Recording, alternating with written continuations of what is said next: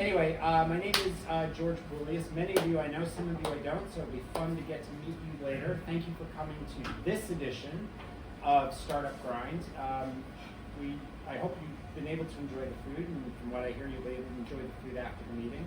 And we hope to have more events like this as we go forward and kind of build the Startup Grind community, not only in Rochester, but from Buffalo, a little bit of Syracuse in here, and all the fun places in between. So before we get to our main event tonight, and you meet Sarah Meyer from Grow New York, I wanted to give just a little time to Hannah, and Hannah, forgive me, I don't have your last name in my Rolodex, but Hannah runs the commissary where we are all here tonight. So we want to thank Hannah for giving us and providing us with a fabulous chef that Neil and I were happy to sponsor tonight. So Hannah, is there anything you want to say about the commissary before we go on? Yeah, absolutely. So thank you all for coming. If you haven't been here before, we are a food business incubator and shared commercial kitchen. We are the first of our kind in upstate New York. There's some throughout the country, but we're the first up here. So we have about 70 plus members, wide range of food businesses here. So anything from caterers and pop-up restaurants to CPG goods and people that just do R&D. A lot of women-owned businesses here, a lot of BIPOC-owned businesses here as well. The idea is that you can start small here. We rent kitchen space by the hour. Start small, grow your customer base, have your proof of concept, and then kind of move on into your own brick and mortar space or a co-packer. If you have any questions afterward, please let me know. A lot of the food made in the back was made with products that our members make right here on site. So happy to have you here, and let me know if you have any questions. Fantastic. I have a feeling we'll be doing a fall food rodeo here, so yes, mark your calendars in September. Mark your calendars for September. And also just want to thank Mike. Thank you for putting these together, he and his team, and for giving us the MC spot, the guest MC spot tonight. So, thank you. So, personal privilege. Give us 3 minutes, Neil and I, and then we'll be out of your way, and we'll get to our main event, and we'll get to our main speaker, Sarah. So Neil and I met about a year ago, and we were both working for Launch New York, and we partnered on a few companies within Launch New York, and had a really good time, and also realized that we worked really well together. And about a year ago, while I was with Launch New York, I was meeting great people within the organization and also outside the organization, and I saw an opportunity to kind of get some of those companies that are just a little bit too early, and how do we get them ready? And not in terms of funding. That did occur to me, but it's a little early for that, and risky. But it was more in terms of like, how do we just get people ready so that they're not too early when they get to, whether it's a Launch New York or even a smaller family investor, just to get started. Like somebody that has an idea that just needs to get that patent, or just needs to get into that one retailer. Like, how do we get there and kind of build up a little traction before you go into one of those programs? Because once you get into the programs, there's great money there and great resources, but you also need to have some of that going in. It makes your journey just a little bit easier because you're going to be worrying about a lot of other things, which is part of the journey, right? So that's where I just came up with this idea about the orchard. And we're not going to tell you everything about it tonight. It's something that as Neil and I were going through and perfecting it, we were like, you know what? What if we just have this small advisory where we focus exclusively on businesses that were better for you? So food businesses, mental health businesses, software that makes your life more convenient. Think about that category, better for you. It is highly, highly underrated and underrepresented. I think a lot of people are still going for the big meme companies, which we don't believe in. And we believe more in legacy. So I guess if you were to look at it, we'd rather build a legacy company that can thrive every year versus a meme company that gets a super valuation, which makes no sense whatsoever. And before you know it, you're higher. You have a bicycle and you're more valued than Toyota. It just doesn't make any sense. So Neil and I really thought hard about this and refined it. So where we sit, and I'll let Neil talk in a second, don't worry. Where we sit and where we want to play is in the better for you category, and you can be in one of 3 stages. You could be at the ideation stage. You could be, hey, I've got my idea, it's already baked, now I need to scale. Or you could be, we've scaled a little bit, but we've noticed we need to make a pivot, and that could be a pivot in your org structure, a pivot in your product, a pivot in how you're marketing it, and that's where we want to be. And then obviously, with the connections we have, and also some of the connections I have that I've built over from my past experiences, we can help you raise funds. And that would be, it could be through Launch New York, it could be through other venues, depending on where you fit, where your company and where your product fit in. So that was really important to us. Now let Neil talk about the final kind of ingredient there. I'm not going to say much else because I No, we got 15 seconds left. 15 seconds. That's actually all I need. I just want to say George mentioned it's been about a year that we've been working together on things, and he's done, very humble guy, but he's been doing just an amazing job helping companies raise money, and just watching him do that. I focus more on the subject matter expert and storytelling, but just working with him side by side, just so excited to do this. So I'll wrap this up, right? You can scan that to do a little Google Doc to fill out more information, or you can just email us at theorchardadvisory@gmail.com. Theorchardadvisory@gmail. But yeah, that's the best thing to do, is just to scan that right there. I come in with a lot of function, but Neil comes in with a lot of clarity, so that's why our rhythm works. All right. Thank you very much. So much. So thank you for your attention then. So let's bring up our guest speaker, Sarah Meyer from Grow New York. She's going to take us through some exciting stuff. Welcome, Sarah.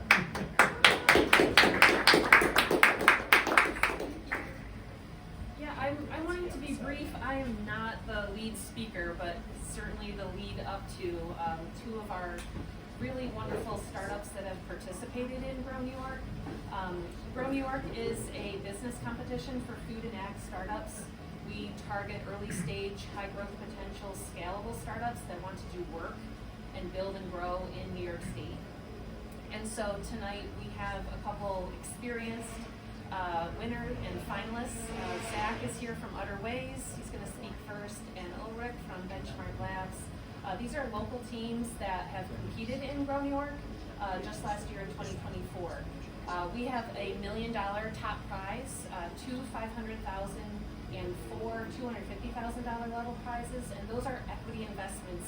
An agreement made between Cornell University, who I work for and who administers the program. It's funded by New York State. And that equity agreement is made in hopes that the winning teams, and Zach will share his experiences to working towards those milestones as a winning team, to have a presence, create jobs, and really invigorate our ag and food ecosystem and economy.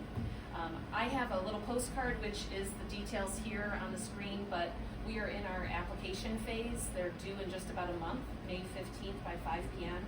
If you're in the same circles as a food and ag tech startup, or if you are one of yourself as startup, I'm happy to meet with you one-on-one and talk about eligibility and fit.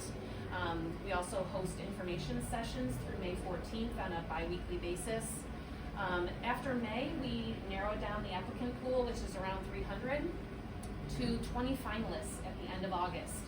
And those 20 finalists go through a 10-week accelerator program, and I think Ulrich is going to feature that in his presentation. And as finalists and winning teams, they work with a mentor. Ed Nazari is here as one of our mentors, which is great to have representation from our mentor cohort. And they go through really familiarizing themselves and how to navigate the industry here, because some of our teams are global. They are international teams that may have never been to New York, but also local teams like UdderWays and Benchmark Labs. All of this is in preparations for our culminating event, which is in November. This year it's November 12th and 13th, hosted in Canandaigua at the Canandaigua Hotel, and the Lake House is our award ceremony. It's open to the public. You're welcome to come and watch the presentations. The 20 finalists give a 10-minute pitch in front of a panel of judges making that investment decision. And it's also available virtually and online, but certainly you're all invited to that as well. I want to thank Michael and Startup Grind. Dustin is ingrained into this tradition of helping recruit our applicants at this time of year. And also to George and his team. We met for the first time tonight, but thank you so much for your generosity, and Hannah as well. we do this annually, it seems, at this point, but Startup Grind really steps up and shows their enthusiasm to the startup space, especially around food and ag as we collaborate. But I just really am grateful for their dedication to the ecosystem and all of you that are here tonight. So thanks so much. And I will be passing it on to Zach, who pitched for UdderWays just this past November. And he's going to talk a little bit about what made his pitch a winning pitch, and some of the advice if you are a startup out there thinking about or contemplating applying. These two teams, Benchmark Labs and UdderWays, are a great way to be inspired and motivated to complete your application by May 15th at 5 p.m. Okay, thank you so much.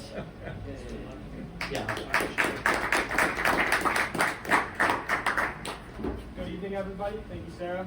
My name is Zach Neal, co-founder of UdderWays. Tonight, I'm kind of going to do a deck teardown, explain our pitch deck, how we developed that. That'll get into kind of what our product does too, so I won't start with that now. And then we'll leave some time for questions at the end.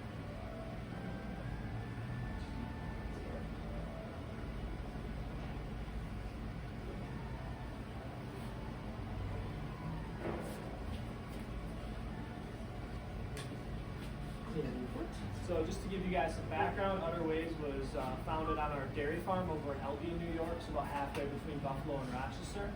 The farm was started by my great-grandfather in 1956, and we started with 16 cows. We now milk about 600, right, Dad? Yep. All right.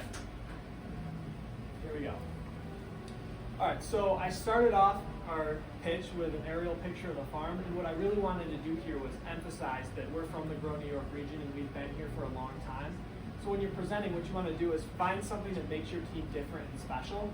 Right? For us, that was, like I said, the fact that we have deep roots in the Grow New York region. So we really emphasized that with this slide. Moving on, I talked about the U.S. dairy industry, and I really wanted the people in the audience and the judges to have an understanding of kind of the scale that we were working with here.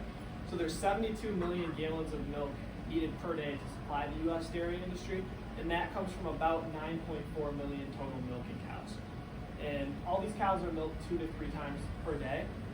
And before these cows are milked, they go through a process called prepping, which is the process of preparing the cows to be milked. So since I started talking a couple minutes ago, about 30,000 cows have been prepped all across the U.S. And that was a number I threw out there just to get the judges, again, to understand the scale of what we're doing here. So we're going to look at a traditional milking parlor prep routine to start with. And the reason I did this slide was just to make sure that everybody kind of understood the background of what our product did before we really got into the product. So this is a 4-step routine. We start with applying sanitizer. Moving on, we pull a little bit of milk out of each teat, and what that does is that stimulates milk letdown, so that way the cows move faster. They then get towel dried, and then the milking machines are attached and milking begins. So there's some existing tools on the market to help with this process, but they all have some common underlying problems. The main one is cross-contamination. So this is a picture of one of those tools, actually at a dairy farm that we visited for a potential install.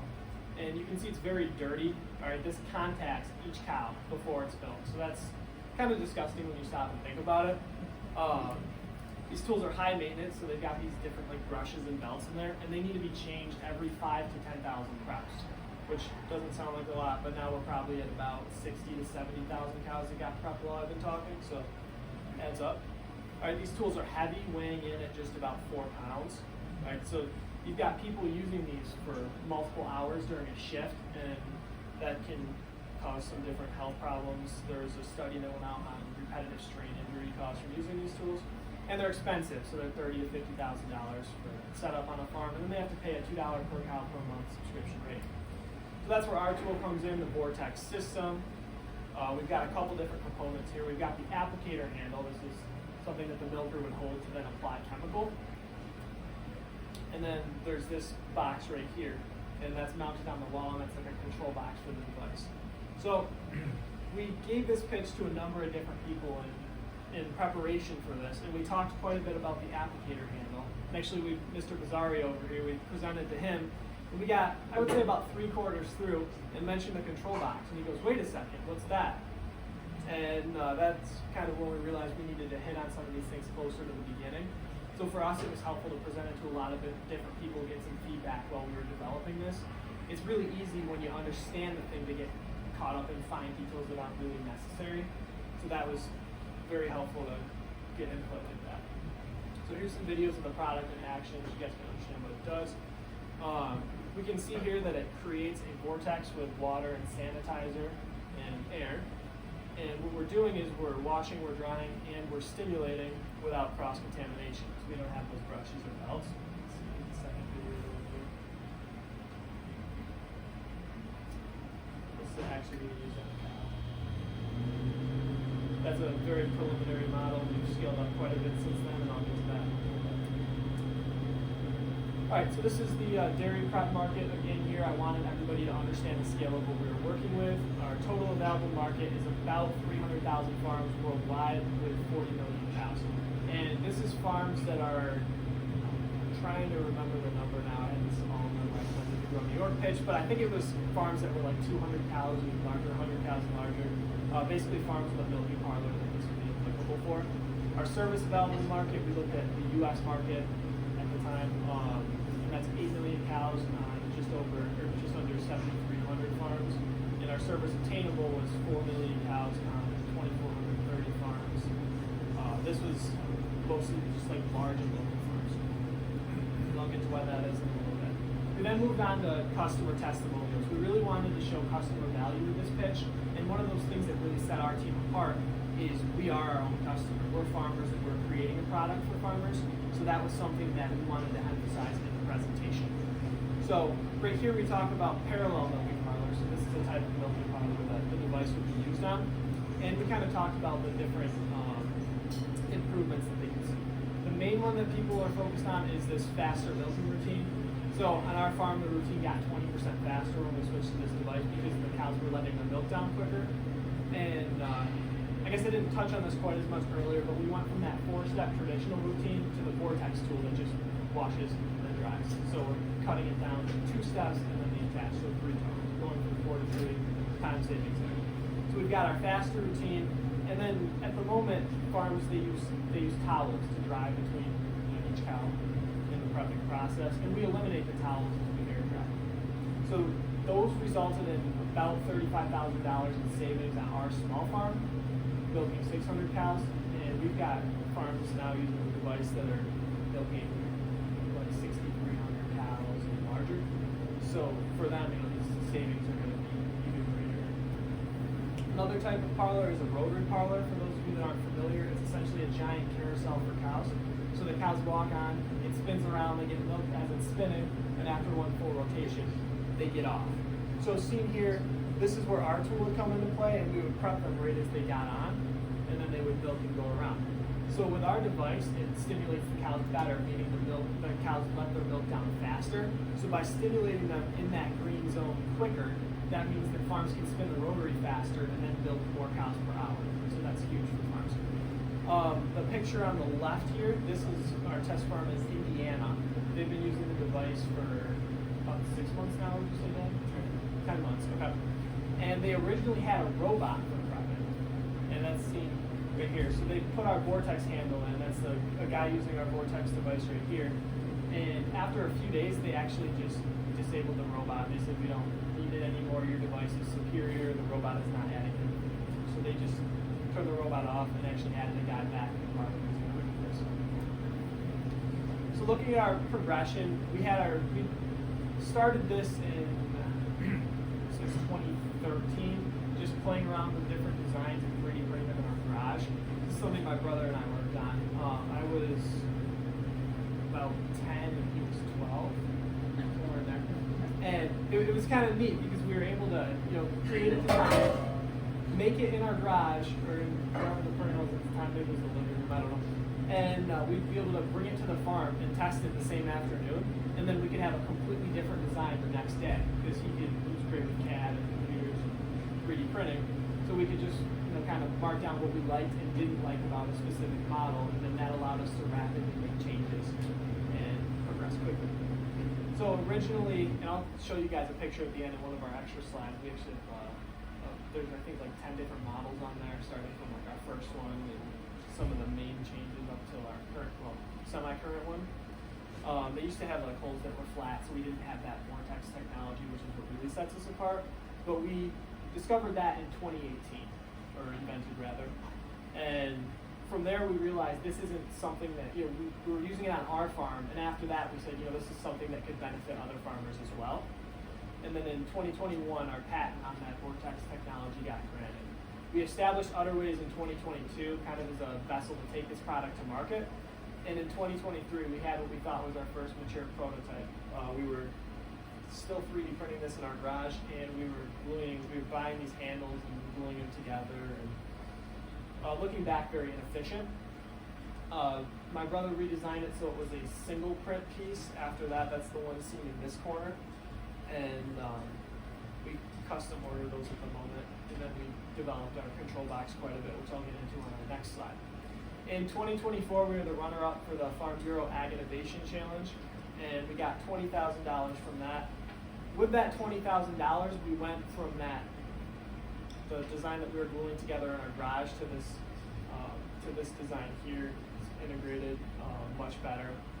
And we also went from having, this picture shows we actually had 3 different control boxes, and so we'd have to have 3 boxes set up on every farm, all wired in and everything.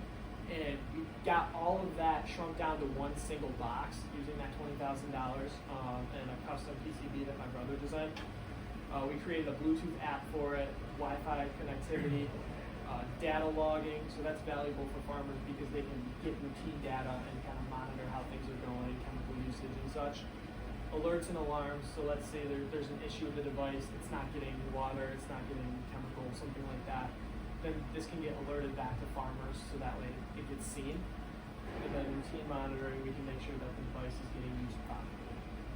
So our business model consists of 3 different revenue streams. We've got our initial hardware revenue, so this is the setup on the farm. We come in at a much lower price point. We're about $10,000 we can get it to a farm and get it installed. We've got our revenue from consumables, and that's the applicator handle itself. I think right now it's going to come in $1,000 or a little bit under. And then we can also sell farmers with data. So this is similar to a razor and blades model in the sense that we've got our hardware, that would be the razor, and then the consumable would be the blade. So 3 different revenue streams. Our distribution strategy consists of 3 different levels. We started off with direct sales to large and local farms. The reason we did that, local farms are close enough to service effectively, and large farms were big enough that we made enough money off of them that we could travel to take care of it. Next, we wanted to work with service partners. So this is companies or dealers that already are selling things to farms and have a presence on the farm, so they would set up the product for us and they would service it, so we don't have to deal with that end of it. And since the competition, we've had numerous dealers reach out that want to put this under their umbrella of products, and I think those cover about 40 states that we've had interest in so far. And then finally at the top, we've got channel partners. So this would be some sort of like a licensing deal. This is a big dairy manufacturing company that would want to take our product and sell it. All right, so this is our current Vortex Farm slide. This is not accurate anymore, as this was from when we initially pitched to Grow New York. At the moment, we're in 5 different states, right? On 9 farms, and we've got 3 installs coming up in the next couple of weeks. This slide, I just wanted to it's a competitive analysis matrix. I just wanted to show here are the other prep tools on the market. This is why we're better. The main thing is the non-contact. So we're eliminating cross-contamination. And just to emphasize this further, I threw out a stat about mastitis, which is a disease that cows get. And they kill or slaughter 450,000 cows because of mastitis every single year. Mind you, I said the entire dairy herd in the U.S. is 9.4 million cows. So we'd be just under 5% of cows every year, and that's something that spreads through cross-contamination. So if we can eliminate that, that's huge. We're also much lower cost coming into these other tools at $30,000 to $50,000. We're $10,000, and then we don't have that crazy monthly subscription rate. We're lightweight. Our device is 2 ounces in operation. Mind you, these other devices are pushing 4 pounds, so that's a significant difference. The reason for that is because we've got all that liquid coming out the bottom of the vortex, which creates some upward pressure, if that makes sense. We're lower maintenance because we don't have brushes or belts, and we also allow farmers to pick their own chemical. So this is our team. I'm Zach Neal. I do the marketing and strategy. My dad, Jody Neal, is our CEO, and he's our test farm coordinator. He's got all our industry connections. And my brother Jaden does our tech and product development. I mentioned like the custom PCB. He's the one that designed this and helped develop this over the years. We do have a few advisors. We did a financial projection slide. This is no longer even close to accurate. We figured we'd have 5 farms in year 1. Year 1 being 2025. We already have 9. Year 2, we figured 30 farms, 130, 630. These financial projections were directly proportional to farm numbers, and we figured like average number of cows per farm. I don't remember exactly what that number was or what that was based on, but that's how we calculated it. So we said X number of farms, X number of cows, X number of dollars. And this does not include potential revenue from data, like the data that we collect, which we could charge a subscription for, or chemical services. And when I say chemical services, that's like the companies that manufacture the sanitizer that runs through the device. Presumably we could take a percentage of that.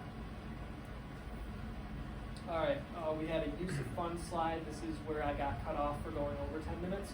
But so we just explained the different levels and what we could do in each of those levels. Big emphasis on job creation. That's what they want to hear at Grow New York. We said with the 250,000 level, we create 2 direct jobs, 1 indirect job. For 500,000, we wanted to get regional manufacturing, and then 4 direct jobs, 8 indirect jobs. So currently, we already have 2 of those direct jobs filled, and we're working on that regional manufacturing piece. And then finally, with the 1 million, which we didn't make a super strong case for, but we wanted to focus on market expansion and maybe some other products. All right, so conclusion, we're an easy-to-use solution for dairy farmers. We reduce costs for farms. We're serving an expanding industry, which I guess I didn't touch on that a whole lot right now, but the average size of farms is getting larger, and there is an increased demand for dairy products, despite all the different alternative milk sources and whatnot. We create job opportunities, and we focus on our generational dairy experience in the region. One other thing that I would touch on, in developing this, we had to find the balance between explaining the background of the product and the dairy farm, the traditional prep routine, and then explaining our product. Because we wanted to make sure people had an understanding of what was currently happening before we got into our product. And we presented this to numerous people, we showed people and they wouldn't understand the significance of our product, or we'd explain too much background and then again wouldn't understand the significance of our product. So we had to find that delicate balance, which I think is something in the end we did well. Overall, I would say it went well. Looking at our bonus side, we just had some financial info. We did go over 60 different revisions. These were some of the basic ones starting in the bottom left corner. That was like the first one, and kind of works its way around the bottom and then back up to where we were about a year ago. Now the model has come significantly farther since then. We didn't end up using any of these in the pitch. It's interesting. This is a video of the device holding itself up because it's so light. And another one that just explains that. That shows it on the scale getting down to 0.12 pounds and 2 ounces. And yeah, that was our pitch deck. Thank you. Any questions?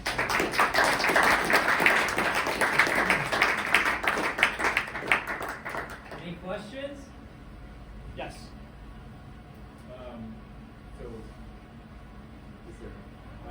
My name is Yao. I'm also founder of the bovine related product. Sorry I'm late. I was kind of trying all the way. Oh, you're good. From New York City. In your experience, how long? When did you decide that you did enough testing on products to say, okay, well, I want to utilize this in this version? That's a great question. So that happened for us in 2018 or 2019, somewhere in there. And my dad had some connections with other farms, and we said, hey, you know, if you guys interested in trying this? So we rolled out very slowly, and we're still rolling out slowly, but I guess for us, it was really, we saw the benefits on our farm and we wanted to help other farmers. Can you talk more like what the first sale was like? Like, what was it like to go talk to the next person? So I would say we did a lot of unpaid pilots. You know, we just set up on farms and let them use it. So those were easy sales, you know, because no money, you know, so we just say, hey, if you give us your data back, we'll set this up for free. And the first time we actually made money on this, like got paid for a unit, was back in January after Grow New York, and that was extremely rewarding. How many unpaid pilots? How many unpaid pilots do you think we did? Probably four-ish. And now one of them, biggest ones, Yeah, we should be, for the big farm in Indiana that took their robot out, we're actually just getting paid for that unit. Should be within the next week. that was an interesting one, because that guy, pressure us. Yeah, the whole family's here. Yeah. Bring it up. You get your brother, bring him on up. What a showcase to have Yeah. a small business like that. And it's truly a group effort, I'm sure, so. Yeah, I'm more on like the marketing and strategy end, so I feel like especially the questions about the test farms, my dad's going to be able to answer those significantly better. So. Well, the Indiana one was very unique because we had posted stuff trying to show this off, and we got ripped apart on social media. The guy said this is too slow of a product, it won't work in rotary parlors, and so we kind of had chalked that market right out of our idea. We'll stick with more traditional parlors, what we're using at home. And this fellow from Indiana saw it, and he saw the potential in it, and he was one of these guys that had to have it. Like, so he pushed enough, and we took it out. And so just like Zach showed you on that rotary parlor, to him, milking 6,300 cows, when he switched to that robot, it didn't stimulate the cows good enough. And he put a guy in front of it just to physically touch the cows and stimulate them to get their lactic milk down. That meant the ability to milk 600 more cows a day, just by spinning the wheel faster. So it's like, okay, this is real dollars. And he was part of a very large group that several farms, and they milked 40,000 cows. And just here a few weeks ago, another farm in that group started the same tool up, and he took out a lot fancier robot, an actual arm, because he didn't think it was good for the cows. And so we're 3 weeks into that trial. And that'll have to convert to a paid customer pretty soon.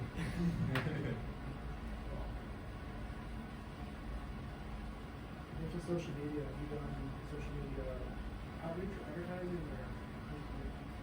We put a halt on it because word of mouth has been kind of crazy in farmers talk, and that's, you know, I know the dairy industry, and I know a lot of people from my days back in Cornell, and it's just crazy the amount of attention we get. We need to, that's one of our next things this summer we want to work at, but we want to make sure we're ready and we're not going to disappoint.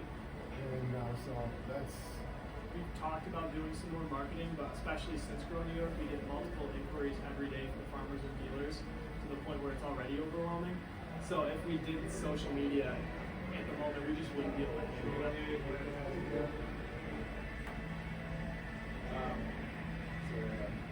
It's a follow-up question. Yeah. On the slides about your team, you had obviously pictures of yourself. You also, I saw two professors from Cornell. Did you have Cornell validate your product through their program, or did you just say, okay, well, because you They're currently doing a study on our farm right now. So the professors that were on there, one of them was my advisor at Cornell, and he's well known in the dairy industry. And another one was a veterinarian that was through the cooperative extension. But through Grow New York, we got, met some contacts at Quality Milk at the vet college, and it just happened to work out when he saw, Dr. Wolfgang saw the product.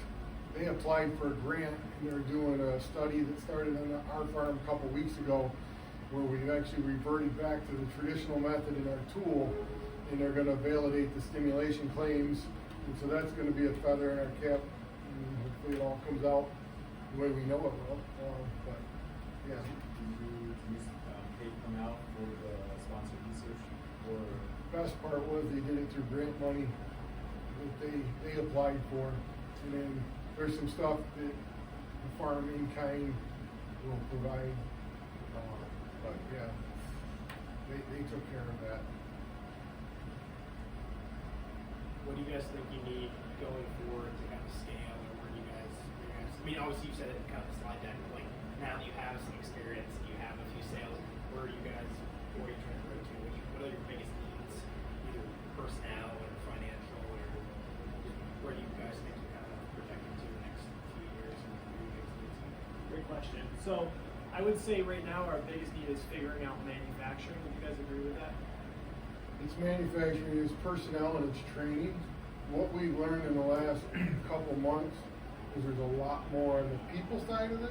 We know how the cows will react, but it's going into a farm that we can pick the success. Like I went to one in Indiana, it seemed like it was good, and when I was there, I was like, probably shouldn't have done this because they weren't ready, things weren't set up right, and they ended up stopping using it. And Jaden pointed out to me, he brought up the old text messages. He said, Dad, you knew it was going to fail.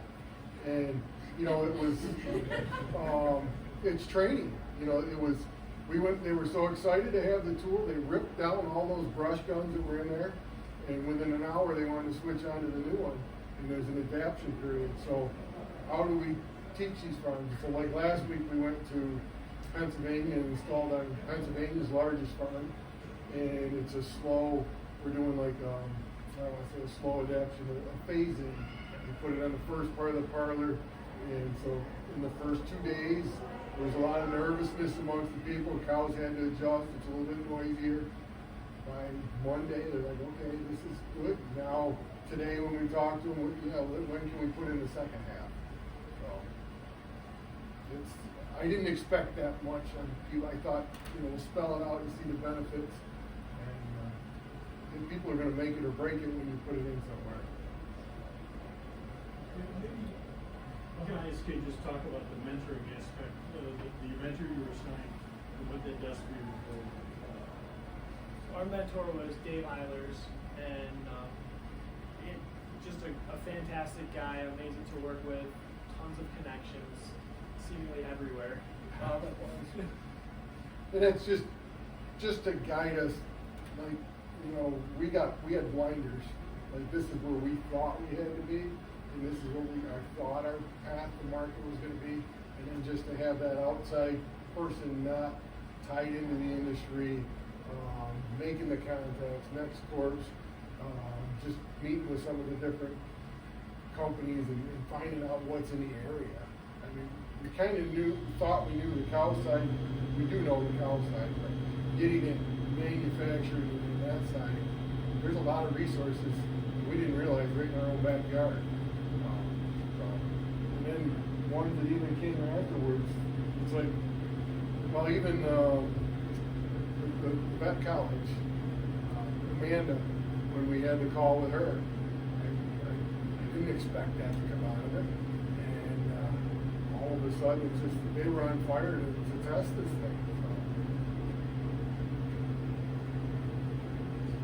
Yeah, I just had a comment and a question. So the comment is back on the social media thing. You don't need any of that social media. Any money you can spend on that and the advertising dollars, I think it goes right back to what you were just saying. Invest in just building the relationship between the farmer and the product. You do that through really comprehensive training videos, because that's going to it's going to help you scale. B, it's going to save lots of phone calls, right? In the end, if you do it right. So instead of spending, you don't maybe on social media. Maybe come out with a consumer products for gonna go there right now. You know, that's a different story. But for me, it's like, yeah, just invest. Any marketing money should be in training. Let the training video be the marketing. Yeah. Because that's what a business owner is going to resonate with, and realize that there's trust, there's support. I can do this. I can set it up. It's easy to do, and eventually we get there. And the quick question is, just out of curiosity, once this really takes off and scales, are there other, you know, talk about some bets, are there other applications for it in the future? Are there other little tools that people can adapt to something like the license or what you've done that, you know, vets or other farmers can use on other animals? Because there's something about the sterilization and cleanliness that I think is really important. We have talked about that. There's probably an application for like goat milking, and we also have had people asking about that vortex technology in other industries with cameras. And on robotic milking, like, I mean, we're doing a simple hand tool. Yep. I mean, it could be adapted on robotic milking.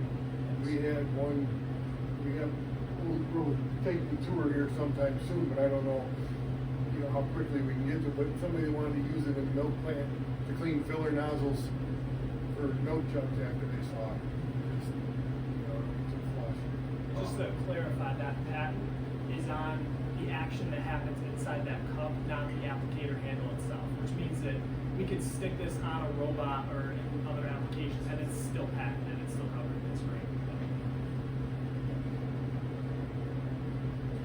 All right.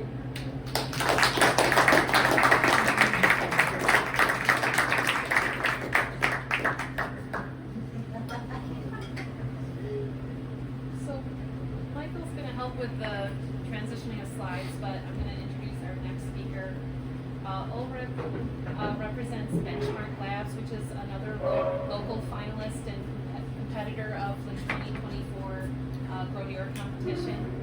And Benchmark Labs provides AI-based weather forecasting tools, recommendations, and I will leave Ulrich to go any further than that to talk about what he specializes in. And I don't think it was said by myself or Zach or the family, but they were recipients of $500,000 prize. And he talked a little bit about the regional impact slide, and maybe Ulrich will talk too about what he proposed. But each finalist, when they go up to pitch, are required to have a regional impact slide in their pitch deck to outline what they would hope to accomplish in each one of the areas of the $1 million block or the $500,000 or $250,000 level. So even though you're not required to be from New York or to relocate to New York, all winners and finalists should have the intention to do business here. And again, to invigorate our economy. That is all about the objective of our competition. I'm going to leave it to Ulrich to share his experience and a bit about Benchmark Labs, and we'll follow up with questions after. Perfect. You'll intro me. Yeah, or Michael will. I'm Maurice Ostrom. I'm one of the founders with Benchmark Labs. And I'm really excited by a lot of the local companies here in the Rochester area. So love the guys from UdderWays. Saw a couple of other different founders in the room. It's really cool to see the Rochester ecosystem. This is whole room folks. This is super interesting. It's great to meet you all. As Sarah mentioned, we provide point-specific weather forecasting. We'll get into why we do that and how we do it and the value of that for customers and the region. But I'm also going to focus a bit about what it's like to apply Grow New York and what it's like to go through the regional business development process. We have investors from Boston and Google for Startups. We're a Next Few Ventures company. We've gone through Techstars and Offshore Innovation Hub. So a number of different accelerator programs that have offered finances or advice or business development. I do think Grow New York is the best program we've been through. And the reason for that is the business development community that we put you through. And quite frankly, just the mentors and the call list they give you, which I thought they sent it by accident when I first got it during that process. So they give that to you regardless if they invest in you financially from the sort of state fund and from the program itself. So give you a really quick background on who we are and what we do, so there's a little bit of context here. this is an example of one of our customers. This is Jason Cole. He's a farm manager actually out west. He has a lot of different issues that are all related to weather. It's excessive fertilizer uses, sprays, fertilizer costs up to $1,000 per acre. Then it can rain right after he sprays the fertilizer. There can be wind that's blown that just washes it all off. So it's a huge waste of money each time. They can turn the sprinklers on, automated systems, and then it rains. They know that rain is coming. And then there's significant yield loss due to issues like frost. So some vineyards and Finger Lakes that we work with now, thanks to you, have seen 80% yield loss due to frost damage. Just 2 years ago, there was what they call the May 13th frost event. And any vineyard manager will tell you about it. It was a really terrible experience out there. These things happen pretty cyclically as well. There's major hailstorms and the like that just knock out 80% of your grapes. 80% of your grapes for that year, 80% of your revenue, and the like, so it's completely devastating. So, why this is happening? The weather data that these guys receive is too coarse to really serve these specialty crops. So, the way we do weather forecasting is the same way we've done it for the last 8 years. Probably run boxes and Rubik's Cube, everything in a box. It's exactly the same forecast, regardless of the microclimate. So in New York State, if you look at your phone, you'll see a weather forecast for Rochester. It's some temperature right now in Rochester. That's true, but it's also a different temperature at the lake. It's different downtown, and the Finger Lakes, it's wildly different microclimates. The reason you've been doing this is just really a computation issue. You have to run the entire globe when you run one of these boxes. So you have 10-kilometer forecasts. It's all 10 years. That's the forecast you're receiving. It's all powered by the Mesonet of Albany, which is 120 weather stations around New York State. It's actually one of the most heavily instrumented places on the planet here. In reality, there's actually a few 100,000 weather stations in New York State that are not part of that network. They're privately owned, commercially owned, they're not tied in, they're not providing data. So we've sort of circumvented this by realizing, hey, these farmers own a lot of these weather stations. Vineyard managers are really concerned with what's going on in the vineyard. They want to know what's going on. They put a weather station in the ground. But those stations are only in current state data, what's happening right now, and backwards looking data.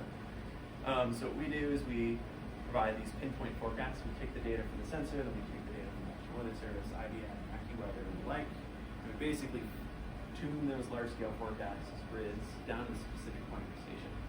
So in doing so, we reduce the error up to 85%, which is a ton. We really focus on these 15 days every hour. And then we also have a lot of novel variables. We have evapotranspiration.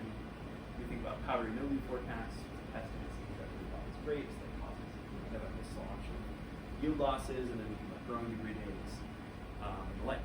We've recently been working a lot with offshore wind projects in New York State too, so we're starting to get involved with smart buoys, providing wave forecasts for buoys for the entire wind projects. I'm going to focus mostly on ag, but there's some exciting things going on in energy for us now. This all leads to a number of different values for the customers, where we help save resources, reduce the pesticide usage, reduce water usage, and improve their yield. We are the crystal ball to say, hey, this is when the frost is going to happen in Virginia, 7 days from now, at this hour. What are you going to do about it? There's frost fans, kerosene torches. There's this great spray foam company that's, I think, going to apply growing this year at Belford. That goes over the grapes and against frost. You can partner with them and solve frost issues in vineyards. Save 80% yield, which is considerable. This has been successful. This is that same customer went to ABC News in this interview. We talked about saving 50 to 100% of their yield. We saw an incredible increase, so we're really excited about that.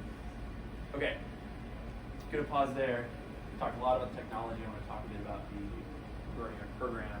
Glad to double click to any part of the presentation during the Q&A. It's probably interesting to cross compare with UdderWays, but I would take their advice over ours. So,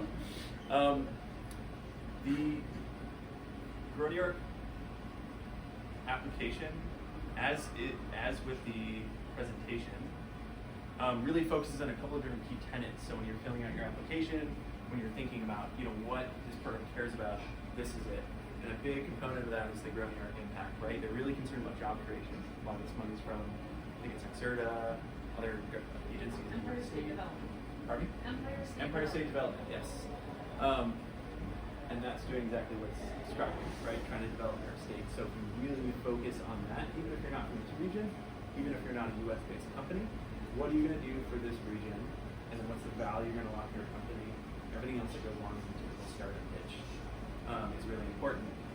And they don't only expect you to hire milestones and the like, they really support you in doing that process.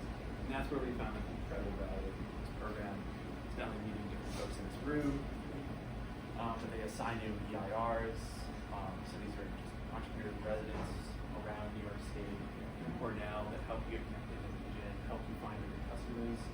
They sent us, as I mentioned, thought it was by mistake initially, list of directors from major farm managers through major universities, through major potential partnerships, all list of email addresses, phone numbers, and the like. And they said, go nuts, we expect you to talk to a couple of them during the regional visit. And so I'm going to speak to all of them. And I think we did a really good job of that. We got a lot of value.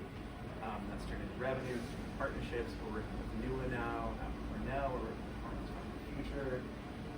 We've launched this in videos in the Finger Lakes Wine region, all thanks to that call list, thanks to Sarah and Jen, the intros.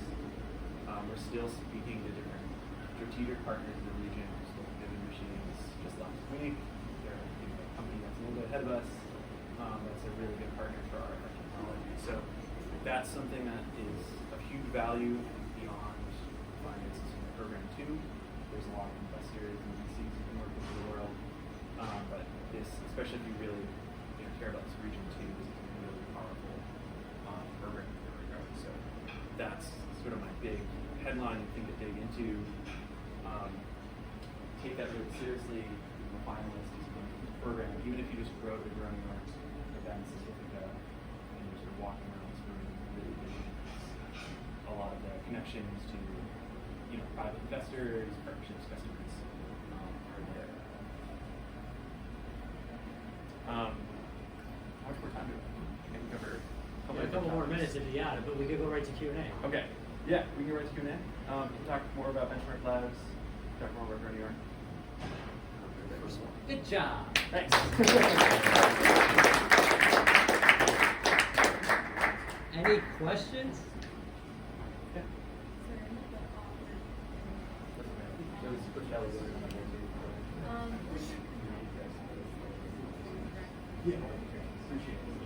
Yeah, absolutely.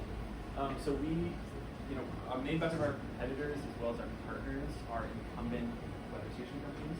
So this would be AccuWeather, TTN, Tornado, anybody that's providing those global grid forecasts. They particularly rely on what's called the two-penny market. So this is like AccuWeather. If you go into your phone right now for weather, it's probably good to see. They really resell National Weather Service data. So these might be 10-kilometer models or 5-kilometer models. They rely on as clicks. Then DTN, is a major forecaster for the agriculture space that works primarily with row crops, so it's not as weather sensitive. They're not concerned with this microclimate issue. They're not deploying weather stations to really do forecasting. Our partner, another group of our partners is the hardware companies that are making the weather stations.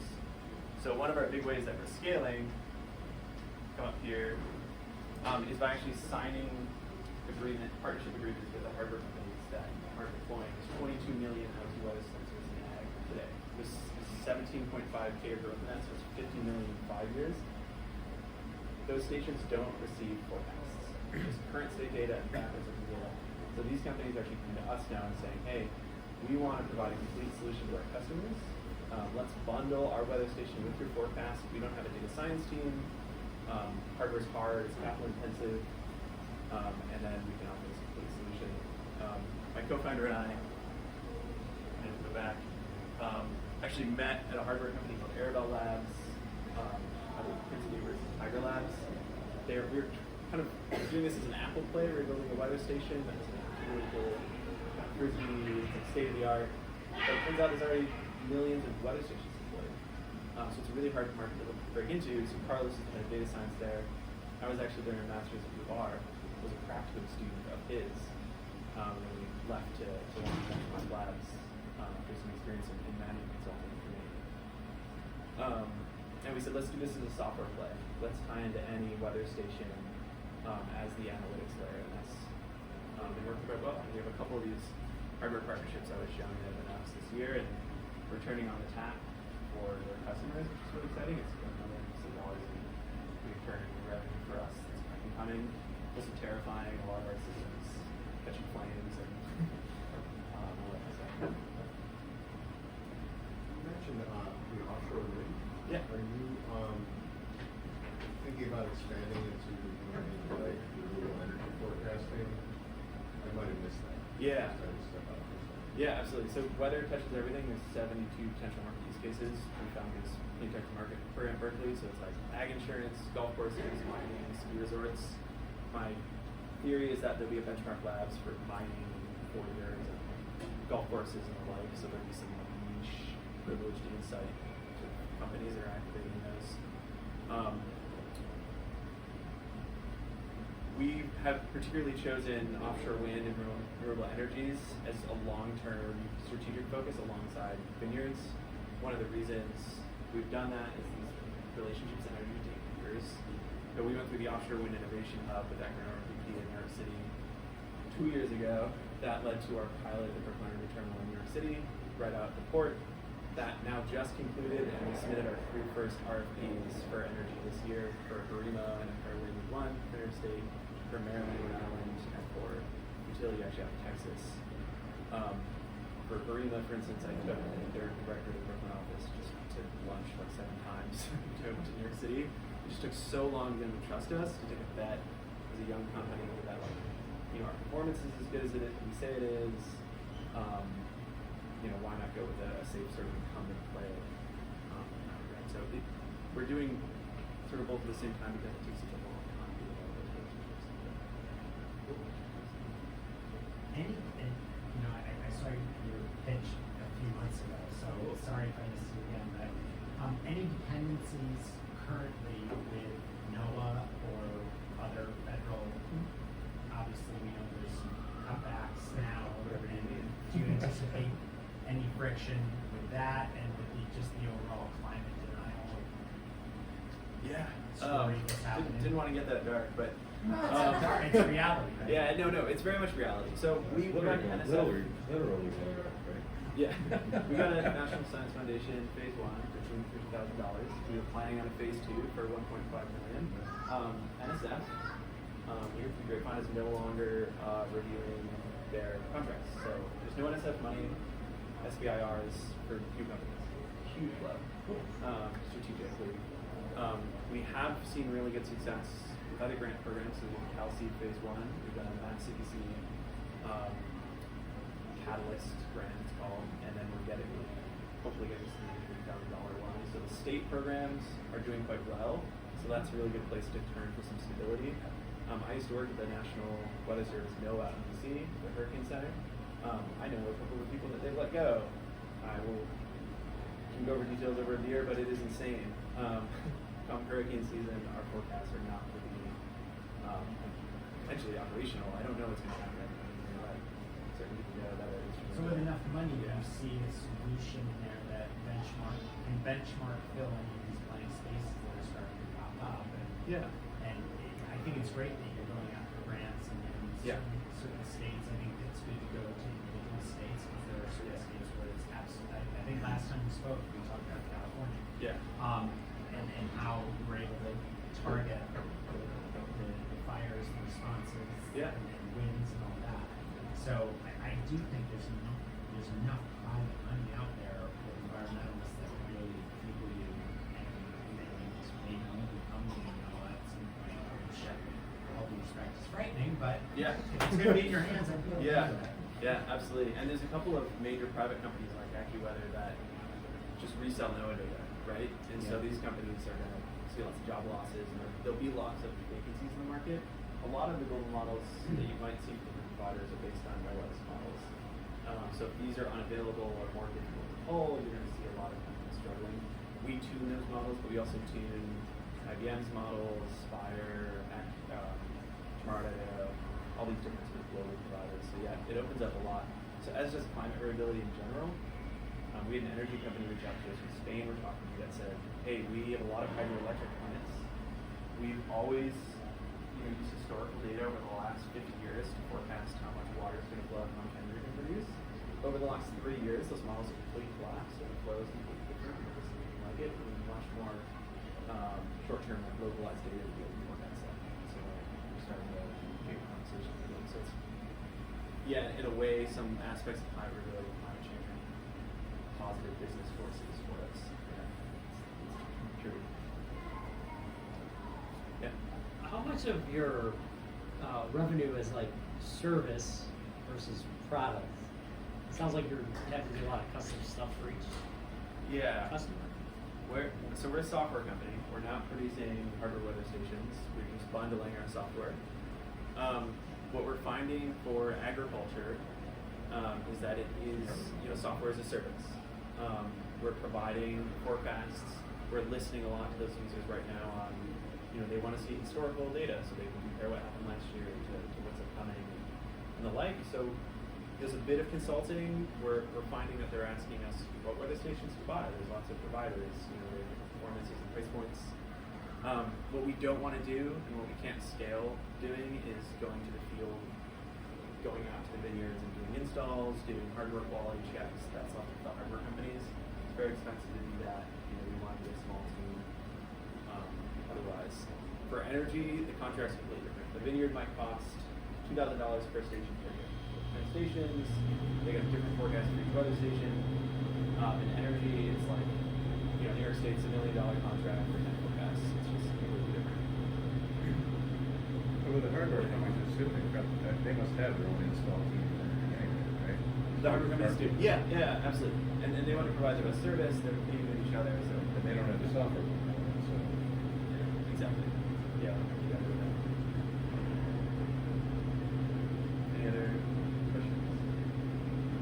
I know we got off track. I think Brady aren't more about climate. Yeah. With that, I guess tying that in, you mentioned you've got a large list of contacts through Grow New York, and there's like a business development phase. Yes. Can you talk? I don't know. Sorry, you highlighted that. But like, can you talk about what that's like? Because the application goes in. Yes.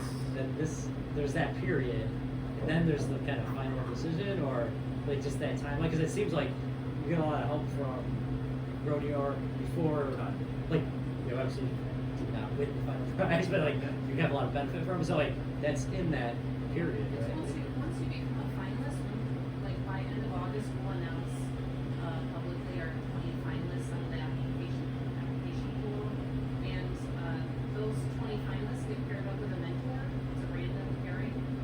Each team has one, and that time is the 10 weeks. It's usually September and October. The teams are paired up. They're coaching on their pitch, preparing for the final summit presentation, but they're also, like Ulrich said, making contacts, building relationships in the region, getting introductions, touring facilities, having one-on-one meetings. The business development phase can be virtual with your mentor. You meet weekly.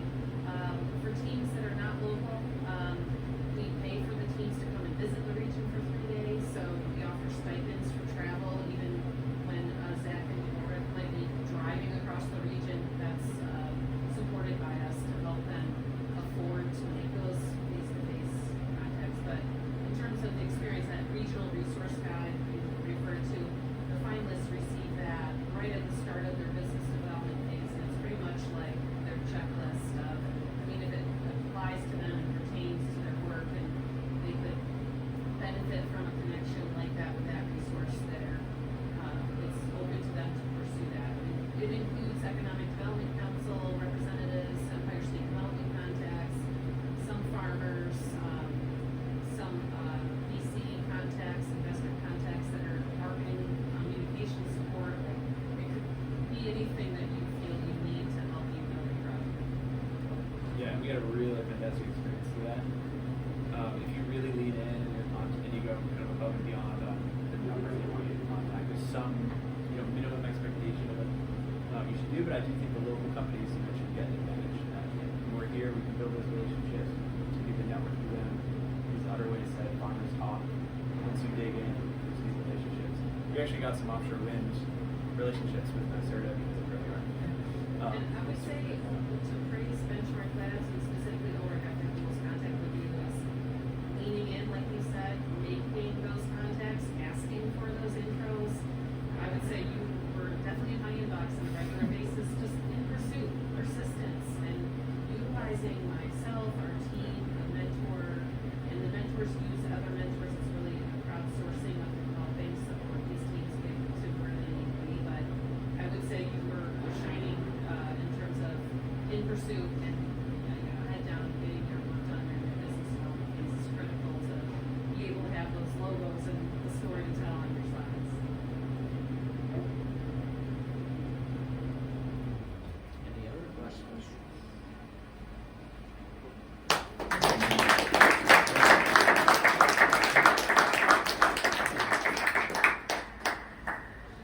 All right. Thank you, Ulrich.